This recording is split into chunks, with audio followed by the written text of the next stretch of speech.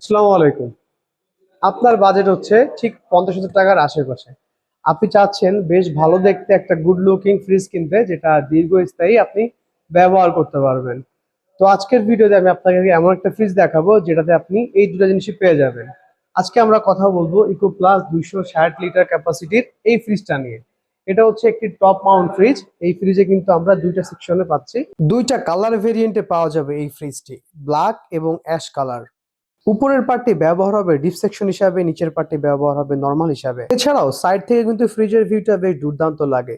ফ্রিজটিতে কিন্তু আপনারা উপরের পার্টে পেয়ে যাবেন দুইটা ট্রে, নিচের পার্টে পেয়ে যাবেন দুইটা ট্রে। ফ্রিজটিতে কিন্তু ব্যবহার করা হচ্ছে পরিবেশ বান্ধব R600A গ্যাস, যেটা কিন্তু পরিবেশ বান্ধব। পাশাপাশি আপনারা এটাতে পেয়ে যাবেন এলইডি লাইটিং সিস্টেম, যার কারণে কিন্তু ফ্রিজের ইন্টেরিয়র ডিজাইনটা বেশ সুন্দর লাগবে। এছাড়া ফ্রিজটিতে কিন্তু ব্যবহার করা হয়েছে পিএস প্লাস্টিক, যেটা কিন্তু ফুড গ্রেড প্লাস্টিক, যার ফলে এটা কিন্তু খাবারের গন্ধ হওয়া কিংবা হলুদ হয়ে যাওয়া থেকে আপনাকে মুক্ত রাখবে। 43,500 টাকা ডিসকাউন্ট প্রাইজে আপনি পেয়ে যাবেন হাউস অফ বাটারফ্লাই শোরুমে। তো আর দেরি কারণ এখনই চলে আসুন হাউস অফ বাটারফ্লাই।